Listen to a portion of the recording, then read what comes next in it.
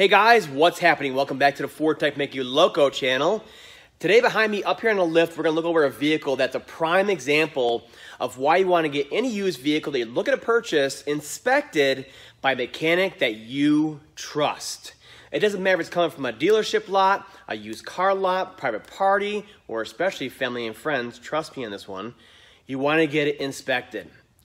The other thing I want to talk about is the Carfax and used car checklist that they may hand you, showing everything is A-OK. Everything's just fine and dandy. It's not. The Carfax will only report and get the big items on, like big accidents and stuff like that on there. I can tell you right now, my Jeep was in 3 accidents last year, rear-end collisions. Only one of them could potentially have gotten reported to Carfax, okay? Now, as far as the used car inspection checklist at these used car lots or even the dealerships, let me tell you how it actually happens behind the scenes, okay? I used to work at a Ford dealership for 10 years, in case you guys don't know, new subscribers. The way it happens is the vehicle gets traded into sales, and then sales turns it around to the service department to get inspected. They inspect it, go through a checklist on there as fast as possible. They're going to gloss over the vehicle. They're going to recommend a few services on there. And then sales ultimately has a say if they're going to fix anything or not. And a lot of times they're looking to turn it over, make maximum profit, and they're going to fix as little as possible. Okay, so that's how it really happens in the real world, believe me, behind the scenes. So you want to get it inspected. Now, this vehicle behind me, yeah, it's an 06 F-150. It has 212,000 miles on it. Guy bought it for a work truck, but you want it to be safe, sound, and not have any major repair bills coming up, okay? So it won't be perfect, but this one you're going to see, it's very obvious. If he had it inspected, he probably would have said, see ya, and went on to the next one, okay? So let's go ahead. We're going to walk over underneath it here from front to back and show you all the different things wrong with this one. Just to give you a general idea of how bad it can be when you go out and purchase one of these vehicles with, sight unseen without actually getting in right there and checking it out. All right, here we go. You guys ready for this? Now, full disclosure, this 06 F-150 was only brought to me for rear pads and rotors and a basic tune-up. That's it. He didn't want a used car inspection, never had a used car inspection. I know he has temp tags on it, so he just bought it recently. But this is just me looking around underneath 5 minutes with the flashlight and pulling codes on the modules. That's it, okay? I imagine if I did a used car inspection on here, I'd find a whole heck of a lot more, okay? So just pulling in the vehicle, I noticed the usual 5-4-3 valve issues, timing issues. So this one definitely has the cold start rattle on startup and the hot idle phaser knock. It definitely needs a full timing set on here, $2,500 plus $250 to drop the pan on there. The usual cold start tick from the exhaust manifold on the right hand side here, it's another $750, okay? And I also noticed by pulling codes on it that the alternator was not charging. So we had a lot of low voltage codes and a lot of high voltage codes. And that's from the used car lot, letting it drain down and then charging it back up, okay? That's what's going on with that. So it needs an alternator. It's around $350 to $400 for that to get that up and running on there. And then I started looking around underneath here with the flashlight just to see what I could find. Another basic small item on here was the serpentine belt. Not a big deal, but these are all bargaining chips to get the price down of the overall vehicle so you can have a good purchase that you're not spending too much and you have money in reserve to make all of these repairs if you still want the vehicle. So these all matter, okay?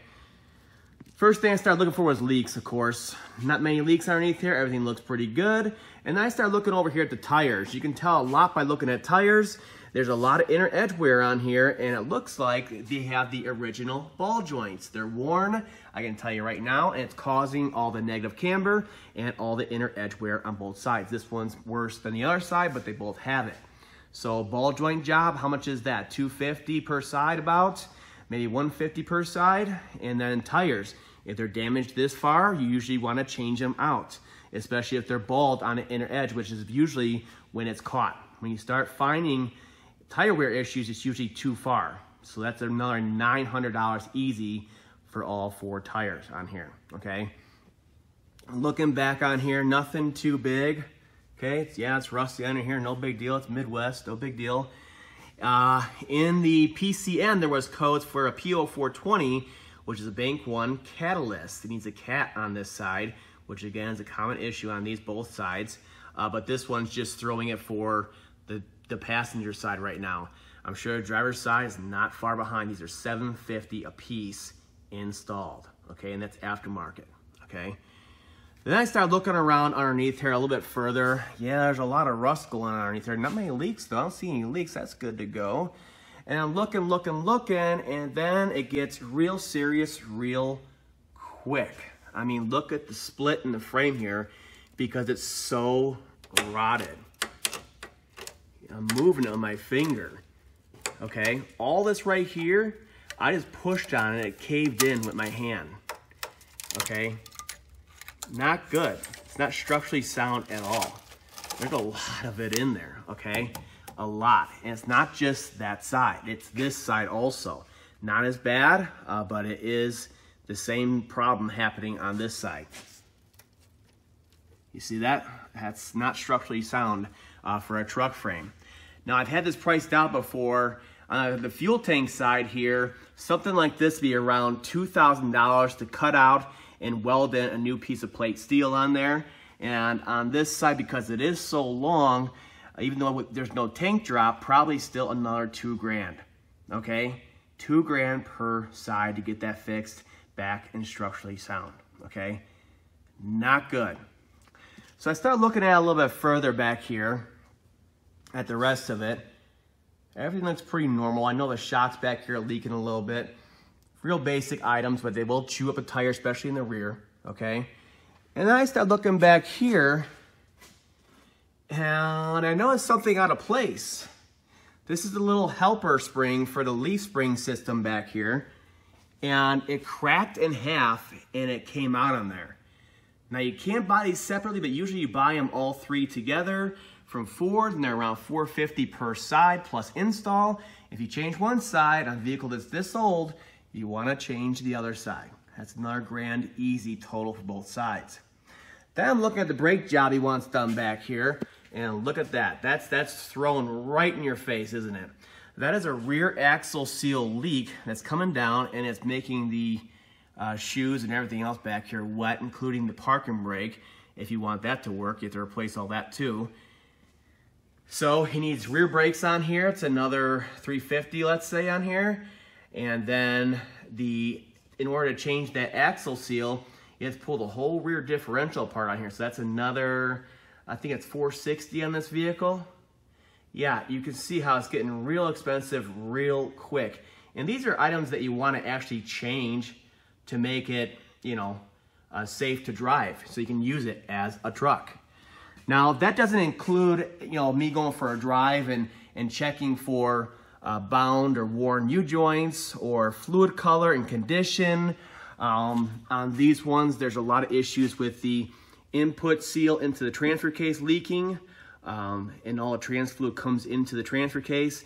So if I pulled this plug right here right now, I'm sure it would just shoot out of here, indicating you got to pull the transfer case off and replace that seal. And the last one I did, I think, was around $450 to do that. So yeah, and that's, oh, and then the other item on here, again, by pulling codes, I mean, it takes 5 seconds. The transfer case shift motors have these contacts on here, and it lets the PCM know where it's at: two-wheel drive, four-wheel drive, high, four-wheel drive, low, right? They're common to fail. Those contact fingers wear out after a while, and it will set a code saying there's a general contact plate failure on there. Yes, this one has that code, okay? The shift motor is about $250 plus $100 for labor, I'd say. Looking at $350 right there, just to make sure the four-wheel drive system works. And that's without me checking anything over here with these IWEs, which are also a common failure. Yes, so this is without me doing a used car inspection. This is just me looking over it real quick, the flashlight, just like you are right now, and seeing the thousands of dollars underneath there of work that needs to be done. You know, between $5,000 and $10,000 of work to get this thing roadworthy, okay? So, I hope this illustrates properly why you want to get an inspection. Even if you just roll underneath there and you look with a flashlight on a vehicle you're looking at, you're gonna see this and you're gonna walk away.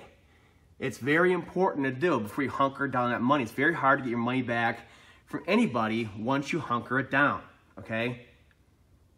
All right, that's enough ranting and raving for now. I hope this properly illustrated why you want to get the vehicle inspections, and it's a little food for thought, I guess you could say. I'll see you guys next time.